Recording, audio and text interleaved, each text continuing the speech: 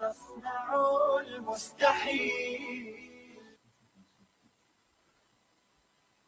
time is just gone 8:36 a.m. and yesterday we covered an issue that had arisen, and this is in Atteridgeville, and we had the Peli Muslim Shura Council, and we had the Amir of the Gauteng Muslim Shura Council, Amir Khadimeng, who was in studio with us, and this in relation to allegations that were made against a group called the UICT in Atteridgeville. And a number of these allegations obviously sounded very, very serious. And at Salaamedia, we obviously giving the right of reply. And this morning, we are joined in studio, so you can view the proceedings live in studio this morning on facebook.com/Salaamedia. We've got various representatives. In fact, I've got a full studio with me this morning from UICT and giving them the opportunity to respond to all the allegations that were made yesterday. And just sitting in front of me, I'm sitting with 1, 2, 3, 4, 5 people that are sitting here. And I just want them to introduce themselves to me this morning. And we will then take the issue surrounding the allegations further. Assalamu alaikum wa rahmatullahi wa barakatuh to all of you. Wa alaikum salam wa rahmatullahi wa barakatuh. Yes, just very quickly, if we can just go around, just introduce the panel to me. Okay. Mustafa Eren. I have been with UICT since 2001. Since then, we have been trained to serve in South Africa. All right, and my name is Naim Mehmet Kambola. I've been with UICT since 2003, and then also the Atteridgeville Masjid Imam. Okay, so you are the Imam. All right, Yes. Jazakallah. And then I see we've got 3 brothers sitting here on my left. Yes, if you could just possibly just very quickly just turn that mic around. My name is Mohammed Amin. I'm from Durban. I've been with UICT since 2004, so it's almost 15 years now. And I'm currently one of the staff members now in Durban in UICT. Okay. My name is Fahri Butelezi. I'm from Boksburg, and Alhamdulillah, I became a Muslim in the year 2010 within the institution of UICT, Alhamdulillah, and in Atteridgeville. And Alhamdulillah, now I'm one of the staff members of UICT. Perfect. Jazakallah for that. And finally, my name is Zulkif Tlakola.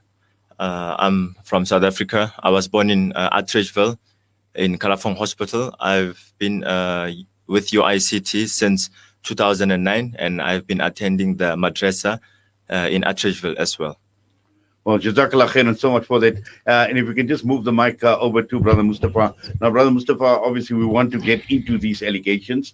This is, in fact, a number of issues that had come up yesterday in the interview. And I know you have had the opportunity to view the interview. You know what was said with regards to UICT. And you are here, obviously, to respond to these allegations by Muhammad Khadimeng. And there were a number of serious issues that were raised. And I'm saying at this point in time, these are allegations. These are not substantiated, so we don't know. You know, so we will still, at the media house, we will still treat it as an allegation. Now, one of the most, I would say, critical issues here or allegations here was a question surrounding UICT, its centers, what goes on in the centers. And there were two issues that were raised. One was a question of sodomy and rape. About the sodomy and rape, and that one I will actually strongly reject it. However, because it is a legal matter, our lawyers are tackling it, and then we will be dealing and also taking action immediately regarding the same token. However, there's also in the same token there is also the accusation or allegation of the donors aiding this satanic, as he uttered, programs of UICT. However, also that it is also under a legal action. Okay, so those two matters, we're not going to go into too much of a discussion because Yes. these are issues that are now being legally taken care of. Now, let's just talk, because I know one of the issues that came through from Amir Muhammad Khadimeng was he went back to 5 years ago. And the whole question surrounding the masjid and obviously in terms of people being prevented from praying in the masjid. Now, there were a lot of issues that actually came up and talking about imams, the appointment of imams and the like as well. And just to talk about, what happened 5 years ago. And maybe Brother Mustafa, the background to what had actually taken place 5 years ago. With due respect, there were many allegations made yesterday. I think due to time constraint, if you don't mind, we would like to refer to the allegations made by them and respond to each of them so that we can try as much as we can. Okay. So that's why I would ask Brother Naim to basically respond Right. to the you allegations. want to go through all the allegations? Please, first? I will appreciate Okay. it. No, if you that's can. fine. No problem. Okay, let's go through with it, Brother Naim. Yes, the allegations of that time why the brothers were, not all the brothers were prevented from entering the masjid, but the brothers, when one of our brothers was leading Salah, when as he was going to lead Salah, they assaulted him, physically assaulted him during that time. And now we had to take precautions to protect not only our brother, but everyone in the masjid who is taking place. That is why the legal action by then was taken against few of them. But there was no time whereby they said all the people. Whoever was disrupting and assaulting other people, they were the only ones who were prevented from coming there, and via the legal way also. Okay, no, that's fine. Now, I know there was a lot that was said with regard to Aid International yesterday, and Aid International, who were originally, I think, in charge or in control of the project of the mosque, and that was then handed over to UICT. Now, correct me if I'm wrong, because this is exactly what was told to be, and I just needed to understand Aid International, its involvement, and how does it tie in with UICT? I think it won't be appropriate for us to comment on their behalf because the members of Aid International are not present here. As I mentioned, and I would like to emphasize the fact that there were many allegations made. If you don't mind, we want to address each of them and respond to them as well. So yes, if you in can fact, move I'm on just to the looking at next. the allegation, because under allegation 3, you do make mention of Aid International, and that is the reason why I have actually raised this issue. However, if we are not going just to go that much upon it, the Aid International, actually UICT didn't approach the Aid International for the center in Atteridgeville. Aid International saw the work and the khidmat which was done by UICT, and it approached UICT to come and run the project which was in Atteridgeville. Reason being, the premises, what it was built for, according to also in Aid International, it was not fulfilling the purpose which was built for. And then they invited UICT to run the activities of the premises, which means the mosque and the madrasa. Yes, in fact, I just want to touch on one or two issues, because as you talk, but I will give you, I think what we will do is we'll go through all the allegations, because it just raises one or two questions in my mind. You know, that obviously when you're talking about the purpose, there was an issue with regard to funding. Where did the money come from in terms of the project? Where did Aid International get the money from as well? But what we're going to do right now is we're going to go for a quick break. We're going to go for an air break. We'll come back, and then we will obviously go through the balance of the issues. Inshallah. Okay.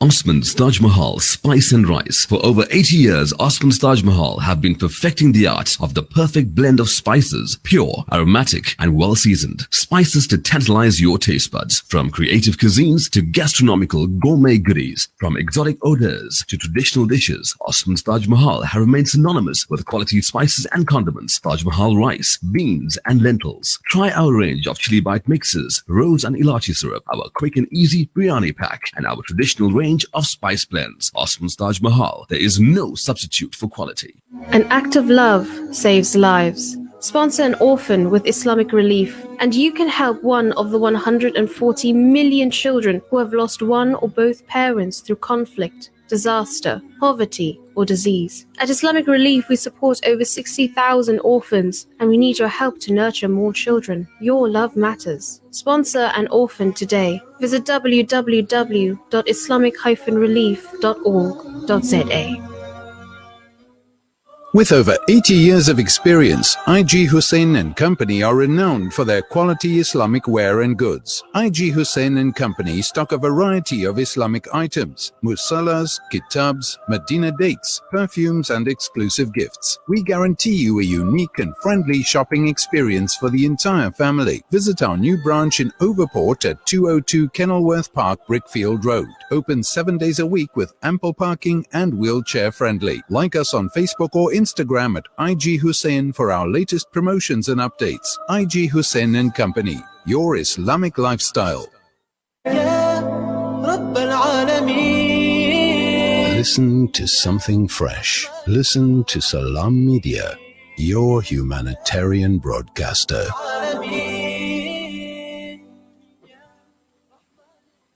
The time is just gone 8:46 a.m. and in studio we have various representatives from the organization called UICT, and they are in studio today to respond to the interview we had yesterday with Amir Muhammad Khadimeng, the Amir of the Gauteng Muslim Shura Council, and this is an issue that the Atteridgeville Muslim Community obviously have been going, and there have been allegations, various allegations that have been made, and we are going through some of these allegations this morning and giving UICT the right of reply. And with all the representatives that we have here, we've covered a number of issues. But the one issue that has come through, and I don't know, Brother Mustafa, you or Brother Naeem would like to talk about, is there was talk about this agreement that was reached between Aid International and UICT in terms of handing over the entire project. And I just needed to get a bit more clarity. Was there an agreement as such?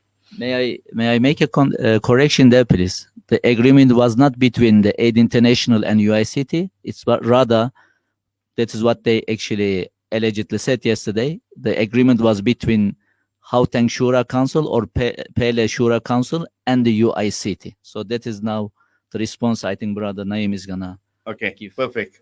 On that day, it was a proposal, which whereby the UICT said, this proposal that you have made, we will go and do consultations. However, we will get back to you once you come to us and have a meeting. Then we will give you the response for this proposal. However, during the period of time, the organization UICT tried to make meetings with them, but there was no meeting which has taken place. Had there been a meeting which took place, this answer which is given today that after the consultation, there was a rejected. However, on Tuesday, the previous week, we had given them the answer that it was rejected also. Right. After the consultations. Okay. Now, obviously, one of the more serious allegations that were made was regard to, and obviously it's got racist connotations to it. Turkish people don't read Salah behind black imams. And the term that was used was children of zina, that black people are children of zina. And that was the term that was used. Now, I'm not too sure, Brother Mustafa or you, Brother Naeem, would like to respond to this, please. About that, it is one of the strong allegations. However, I'm rejecting it actually fully that it is not possible. Reason being, I myself have served, as I said earlier on, with the UICT from 2003. And for a couple of years also, I served in Atteridgeville as the imam with the Turkish brothers along and performing salah behind us. And also the local imams from Mshongo, Itireleng, from Harankua, etc., around the areas, they also came to the masjid. They were also invited, and the Turkish brothers also performed the salah behind them. However, even recently, on Thursday, during Maghrib time, we performed salah, but they did the opposite of that. They didn't come and perform salah behind us. But at Isha time, we did perform with them and behind their imam. And we have also evidence, inshallah, there's a footage that I just want to play that it's elaborating that. Okay. No, that's fine. No problem. Now, the question about who is allowed in the masjid and who is not allowed in the masjid. And the point that Amir Muhammad Khadimeng made yesterday is he went to the masjid and apparently there's a list of people that are not allowed, and he even mentioned the number. He mentioned he was number 5 on the list. Is that the case? Are you throwing people out of the masjid? No, we are not throwing people out of the mosque, excuse me. However, with him saying that on Saturday... Sorry, can I just stop you there for a minute? For the sake of the viewers, in fact, what we are doing, if you are viewing the proceedings, what we are seeing right now and what you will be seeing right now is you will be seeing on the screen, there are visuals of the masjid and people performing salah. And just to substantiate what you have been saying, Brother Naeem. Yes. Okay, no problem. Well, you can continue on the question of the list of people that whether they're allowed, they're not allowed, or they be kicked out.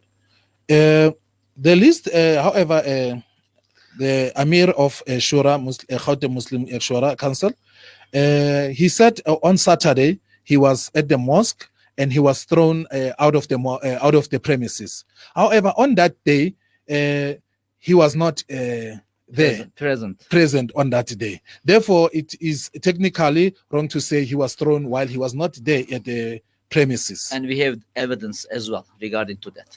Right. Now, just as far as security is concerned, because this is another issue that obviously comes up in terms of security guards being brought into the masjid. The security guards, the reason was at the meeting that we held in Erasmia on Tuesday, he said himself, the Amir of Gauteng Shura Council, he will come and there's gonna be a spill of blood at the mosque, and on top of that, he's gonna forcefully take the masjid. We were bringing the security to protect the musallis and everyone who will be who can be harmed at the mosque. As we are running the mosque, then we had to take precautions. That was the precautions because of his threats that he posed to us. And there's also evidence on the request that he did pose such threats. Brother Naeem, in what way is the center benefiting the community? One of the issues that Muhammad Khomosuto was present with Amir Muhammad Khadimeng yesterday in studio mentioned to me about benefit to the community, and where he said that most of the people that are benefiting are outside of the community, and to the extent one of the statements that were made is many people have left the fold of Islam. Is that the case? Okay, regarding that also, that allegation, the UICT, along with the community of Atteridgeville, have been hosting the iftar programs, which means every iftar along with the community, which means cooking by the center with the community to serve the community of Atteridgeville, visiting our senior citizens, visiting the sick people, including the night mauluds, which took the whole night, which is known as Ziyara, along with the Turkish brothers and the community. Such programs were taking place. And on Eid days, not only the Eid Salah was performed and people were scattered. After the Eid Salah, there would be a program which the families, children, and the whole families would partake at the mosque until Isha, which means it was also benefiting the community. And the needs, should it arise, then it would also be attended to by both the community and the Turkish brothers alongside. That's how it was done. What is the situation as far as the Ghusl Khana is concerned? The Ghusl Khana, however, it is also part of our near project. As all the brothers, they are aware about the technicalities and the formalities of acquiring a Ghusl Khana. We are also on the process of building it, inshallah, in the very near future. Right. And the whole question surrounding alternative, obviously in terms of Jummahs, in terms of alternating the imams from the local community and obviously UICT. How is that being managed? Because I know that was an issue that came out quite strongly as well.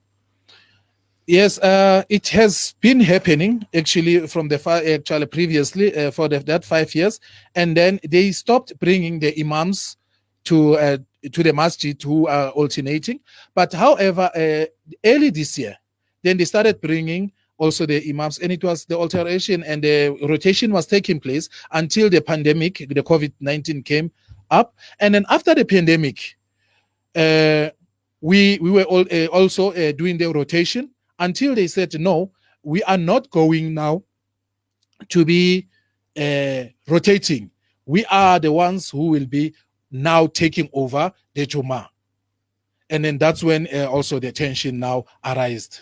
And if I may add, they also introduced the second Jamaat. We are talking after the reopening of the masjid. When the, I think when we moved to level 3 or 4, I cannot remember it, but when it was officially allowed to open the masjid. So these brothers opted to have their own Jamaat. Together with that, they encouraged the Musallis who were reading Salah with us in the first Jamaat not to join us, but rather join them. Now, just apart from the masjid and the salah, what about issues surrounding like the madrasa and the community? I mean, just how is this madrasa serving the community as such? No, there is a madrasa, as Brother Zulkif, who is also our graduate there, has already mentioned that he attended the madrasa at our center, and it is still there because at least per week we have 12 hours of madrasa lessons, seeing that it is also rendering secular and madrasa syllabus in the premises, whereby it is a boarding school. Right. Now, just on the question surrounding the local community, are most of the children attending the madrasa school, are they from in the immediate vicinity, or are they coming from outside areas?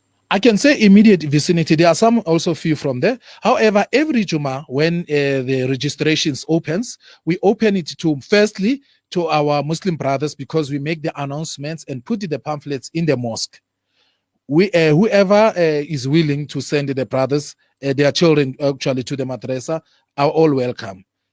Okay, Brother Naeem, what I'm going to do is I'm going to go for a break now. We're going to go for news.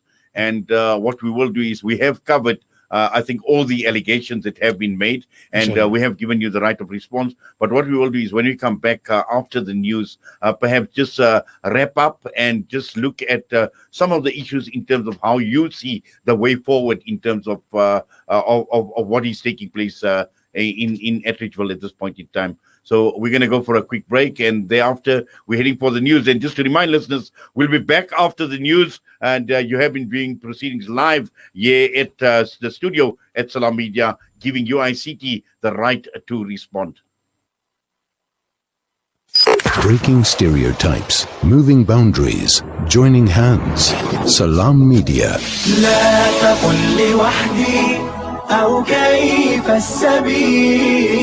Humanity sets the agenda.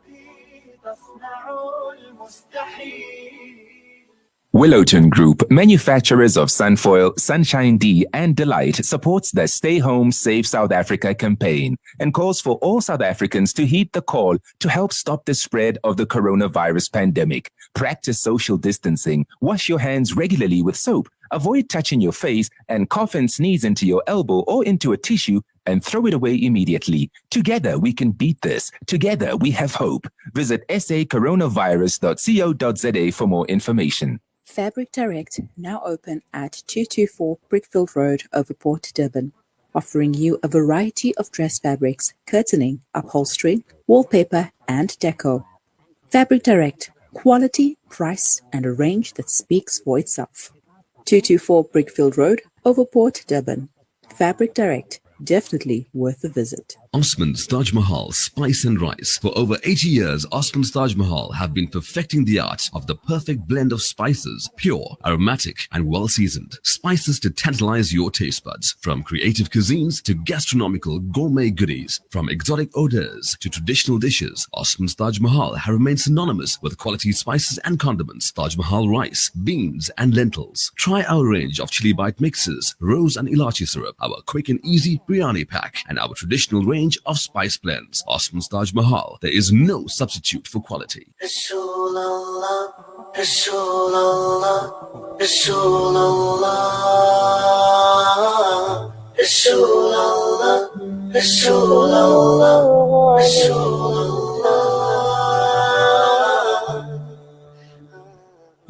My heart yearns to be in your company. Oh. Hey, proclaim your call, setting shackled minds free. Hey, defend your person and fulfill every decree. Fight at your side, repel each enemy. See your face with its moonlight quality. Would that this honor be given to me. Rasulullah, Rasulullah, Rasulullah, Rasulullah, Rasulullah, Rasulullah, Rasulullah, sallallahu alayhi wa sallam. Sallallahu alayhi wa sallam. Yet regret I must, I am not worthy of it for your noble cause, of those for whom Jannah was destiny. The truth of your exemplary, handpicked by our Rahman, honored to be friends traveling with you on your journey. Companions of your sacred history. Rasulullah, Rasulullah, Rasulullah, Rasulullah, Rasulullah, Rasulullah, Rasulullah, sallallahu alayhi wa sallam. Sallallahu alayhi wa sallam. I swear Islamic global perspective. This is Al Ansar News.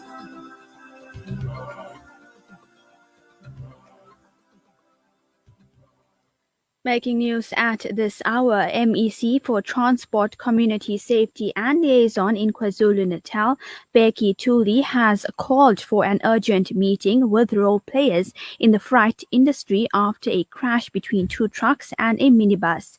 And the U.S. Defense Department is facing a flurry of resignations after President Donald Trump fired Pentagon Chief Mark Esper. Assalamu alaikum, I'm Hadra Kota.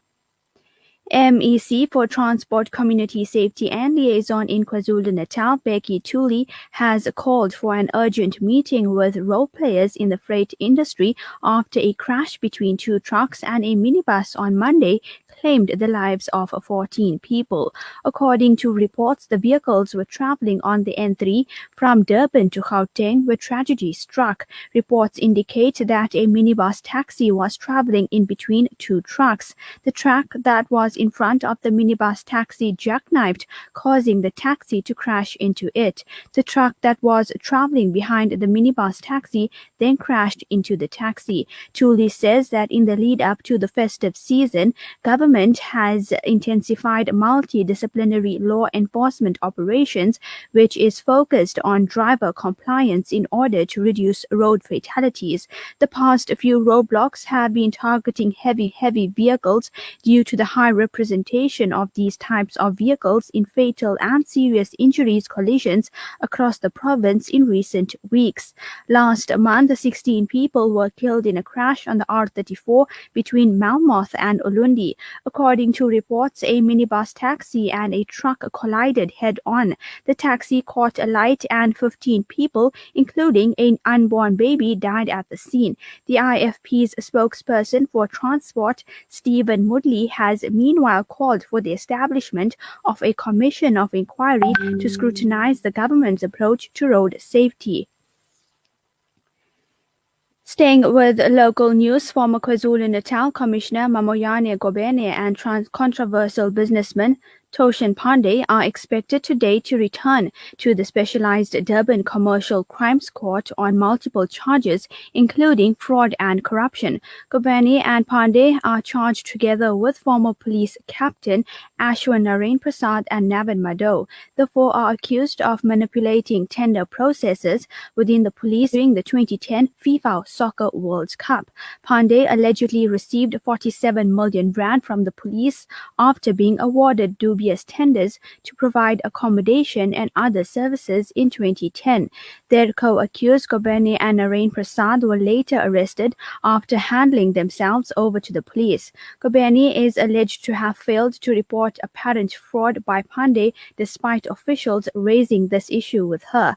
Pandey faces additional charges of defeating the ends of justice after he allegedly tried to stop investigations by bribing officials. In more news, lobby group AfriForum is again demanding that farm murders be declared a priority crime. The organization reacted to the murder of Free State farmer Peter Hilt. He was shot dead at his farmhouse in Henenman last week. His adult son was also stabbed and seriously injured. AfriForum's Ernest Root says that farm murders still did not receive the necessary attention despite the president and police minister trying to reassure the country that the issue of rural crime was being taken seriously by authorities.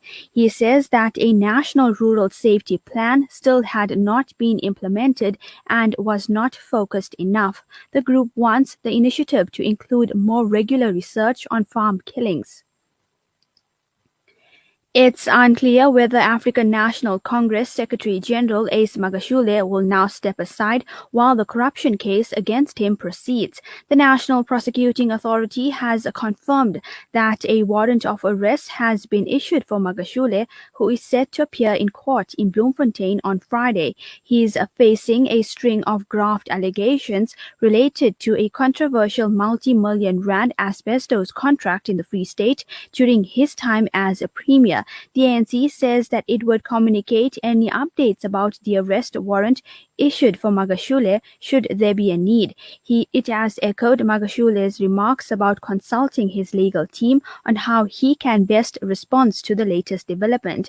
ANC spokesperson Pule Mabe says that they would wait to see what direction this latest development takes. Magashule maintains that he's done nothing wrong, adding that he is a law-abiding citizen. ANC President Cyril Ramaphosa has said that members of the party facing corruption allegations should step aside. And finally, the U.S. Defense Department is facing a flurry of resignations after Donald Trump fired Pentagon Mark Esper. The Pentagon's top policy officials, James Anderson, the agency's top intelligence officials, Joseph Kernan, and Esper's chief of staff, Jen Stewart, have reportedly resigned. The resignations could mark the beginning of a process of gutting something that should alarm all Americans. House Armed Services Committee Chairman Adam Smith says in a statement released after Anderson departed. Concerns were meanwhile growing over Trump's refusal to concede defeat after his presidential election loss and the use of military to pursue his agenda. President was also considering dismissal of CIA Chief Gina Haspel. And taking a look at your temperatures for this morning, the province is forecast to be cold in the southwest, but otherwise cloudy and cool with scattered thunder showers and showers. Durban will see a high of 19 degrees. Richards Bay 22, Margate 18, Pietermaritzburg 16, Ladysmith, Ulundi and Newcastle 19 degrees. For Radio Ansar, I'm Hajra Kota. Radio Al Ansar, 24/7, 365. It's a new beginning. It's a new era. Salaamedia, humanitarian journalism. Ya Allah, Ya Allah, Ya Rahman, Ya Rahim, Ya Malik, Ya Quddus, Ya Salam. يا مؤمن يا مهيمن يا عزيز يا جبار يا متكبر أنت الخالق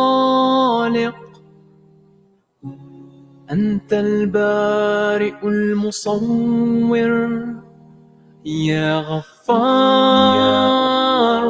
يا قهار سبحانك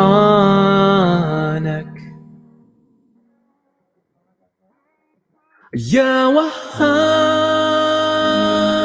يا رزاق يا فتاح يا عليم أنت القابض أنت الباسط أنت الخافض.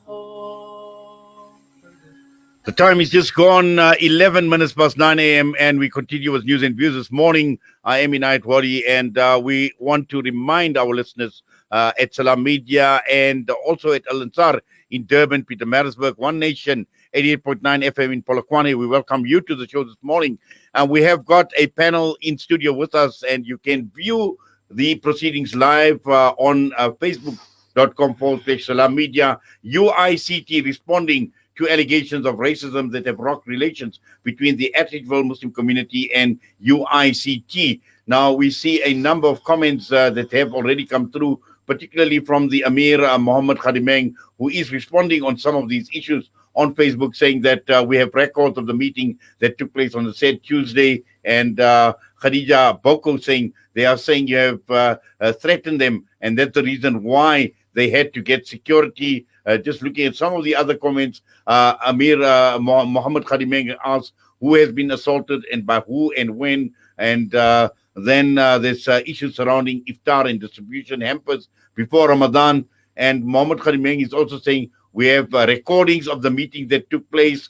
The question is, are they going ahead with litigation stopping us from entering the masjid or not, so that we can prepare to defend their order or grant it? Umpo Mamadou Khomosoto says, I came again on Sunday and spoke to Ahmad Abi, who said that they are getting a court order to block us to enter the masjid. I said to him, even after I went through peaceful negotiations with you as UICT, and his responses was that, unfortunately, my brother, you are on the list.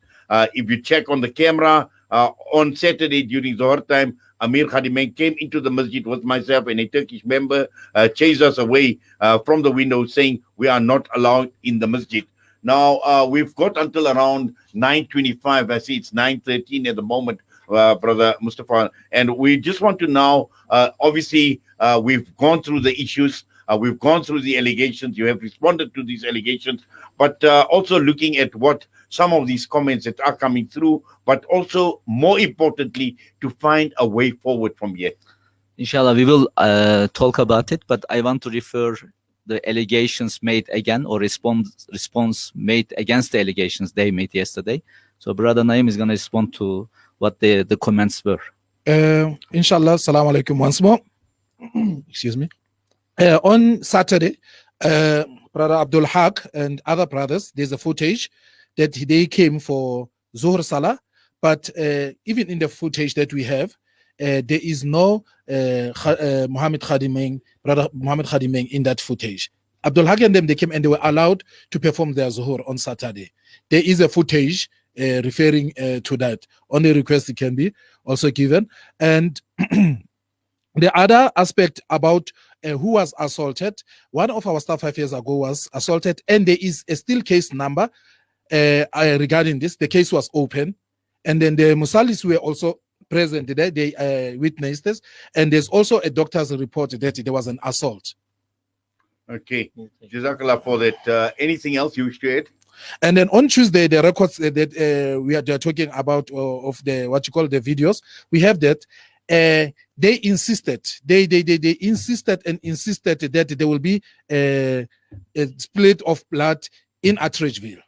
They insisted that they will prove to the, which means bluntly, even under being taken the videos, they said they will spill the blood there. We had to take precaution, not only for the staff, but for the Musallis also who will be there. Okay. And these statements were made by the same brother, Muhammad Khadimeng. Okay. That he is the one, together with your recording, they did the video recording. We also did the same, and that is what, as Brother Naim mentioned, he says there will be a bloodshed, and we are gonna come and take the place forcefully. We are not asking it from you. We are coming there to take it from you. That was the statement, and we got the evidence, and they have the recording as well. And also the past Juma, we have, inshallah, we will be also displaying the video of what happened when we tried to. I will elaborate. I will elaborate on that. Inshallah. Yes. Okay. Right, Brother Mustafa. I know we want to obviously find a way forward. And one of the issues that Amir Kharimeng mentioned yesterday was he spoke about the UCSA, about the United Ulama Council of South Africa. And we did speak about, I said, whether this matter can be arbitrated, whether we can find common ground, whether this issue can be resolved. Now, just, from your side, you've now seen these allegations, you've responded. And how do you see the situation as it stands right now? Okay, I think it's only fair for us to elaborate on an issue that because our listeners wouldn't really understand what really transpired in Atteridgeville or has been transpiring up to today. So I want to give them an insight of what really happened last week Friday, because in fact, after that, the things got inflamed. So I want to touch base that. We told the brothers from Peli Shura, when they came on site on Friday, we told them that let's coordinate the Juma together, as we have been doing for the last 4 or 5 weeks. We've been doing it together. Despite the tension was there, but we still accommodated them. And they clearly refused this. So they didn't want to coordinate the Juma with us. I am referring to the Juma last week. And then we then told them that if there is any violation, we will ask the security guards to intervene in the situation, because they threatened us on Tuesday night's meeting. So we had to take our precaution to make sure that the Salah is conducted peacefully in the masjid. So then our Imam, Brother Naim, started with his lecture. They began to interrupt his speech, so he couldn't even give his lecture. They then approached us and asked us if we would allow them to give the lecture, and then they are more than happy if we can do the khutbah and salah, as long as we give them the platform for lecture, which we did. Their Imam spoke maybe 40 minutes, I am open the correction, but not less than half an hour. And then while the second azan was on, and here I want to tell my brother to play the video. I don't know if the video is on.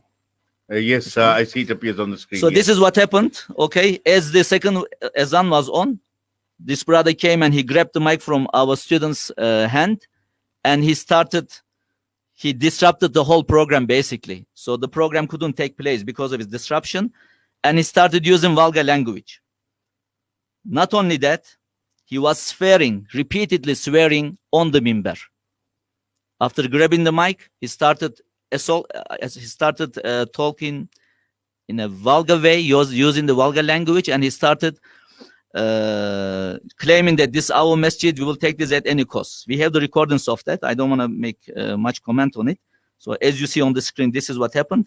And we had to call the security guards to intervene in the situation, because they left us with no other option. They also threatened the security guards that you cannot touch us, otherwise you are not going to be alive today. So we identified those brothers who caused the unrest in the masjid. And these are the lists they are referring to. Nevertheless, we still told them that if they come to the masjid, Brother Momadu was referring to that. He came to the masjid on Saturday and he performed salah. And when he was responding he was on WhatsApp with our Amir of Gauteng. And when he was responded and told the following that I am going to tell you now, that if you come to the masjid with the intention of praying in the masjid without causing any disruption, any harm to anyone, you are more than welcome to use the masjid facility. He rejected this as well. He never responded to that by saying, yes, we accept it. He rejected it. So the masjid is open to everyone. At the end of the day, the masjid is not owned by anyone. It is the house of Allah. It's waqf. Everybody is welcome with the intention of coming and glorifying the name of Allah Ta'ala subhanahu. So as long as people observe the rights of masjid, they are welcome at any time. So in conclusion, I want to say, we are very happy and proud of serving the community of Atteridgeville. And I want to also say this. When we had our meeting on Tuesday night with the brothers, we approached them with two suggestions, which are still on the table. The first one was this: let's form a committee. You will have the representatives on the board of the committee, and we will have the representatives as well. So let's run the affairs of the mosque together, which they clearly refused. Up to today, they are refusing it. Secondly, we told them we will approach our donors and assist them in building a masjid elsewhere. We are going to build a masjid for these brothers elsewhere, to which they rejected as well. And these two options are still on the table. So I would like to thank all our donors for supporting this noble cause. May Allah reward them all. Ameen. And may Allah reward all those brothers who do the work for the pleasure of Allah. And we are here to spread the peace. And anyone who comes to us with the intention of peace, he is going to be embraced by us wholeheartedly. And we are looking forward to working together with the community of Atteridgeville. Assalamu alaikum wa rahmatullahi ta'ala wa barakatuh. Wa alaikum assalam wa rahmatullahi wa barakatuh. Yes, Brother Naeem, is there anything you wish to add right at the end? Inshallah, we are looking forward to resolving this. You know, as Muslims, also, this is our vision. That's why we are also putting the suggestions on the table. And I only believe it's only fair if half of the representative from the organization and half from the community, they come together just for the upliftment of the community. It can do everyone the great, service, khidmat of Allah subhanahu wa ta'ala. That's what we are putting on the table. Yes. To work together with them. Exactly. Can somebody help to try and facilitate and bring the community and UICT together? You know, they mentioned yesterday the United Ulama Council of South Africa. I mean, is that a workable solution? At this stage, as I mentioned to you now, we have two options, which suggestions, and we are more than happy to sit around the table with the same brothers and find a way forward. That is what we are saying. We are there. We are in South Africa to spread the peace. And we are more than happy to work with the brothers as long as they sanctify and observe the rights of the masjid. And if there is a mutual respect, I think we can resolve the matter. Well, Jazakallah. Jazakallah khairan to all of you, obviously coming out here to the studio as well. And, at Salaamedia and as a media organization, you obviously deserve the right to reply. And that is the reason why we obviously have given you the opportunity to come and respond as well. And if you don't mind, I just want to repeat myself that every brother is more than welcome to the masjid, including this Friday as well. Jazakumullah. Jazakallah. And yes, we have seen obviously the notice that has come through from the Peli Muslim Shura, where they've said that the Solidarity Jummah scheduled for 13th November 2020 at the Atteridgeville Masjid has been withdrawn due to unforeseen circumstances. Jummah will be conducted as normal by UICT. So that is a communication that has come through, and that has come through this morning from the Peli Muslim Shura. Well, that is all that we have time for on this particular issue, and we're going to go for a break. And when we come back, we've got a number of other issues to discuss. But for now, we need to pay some bills. And to all the brothers that are here with me in studio, Jazakallah to all of you for coming out, for making time. Assalamu alaikum wa rahmatullahi wa barakatuh. Wa alaikum salam wa rahmatullahi wa barakatuh.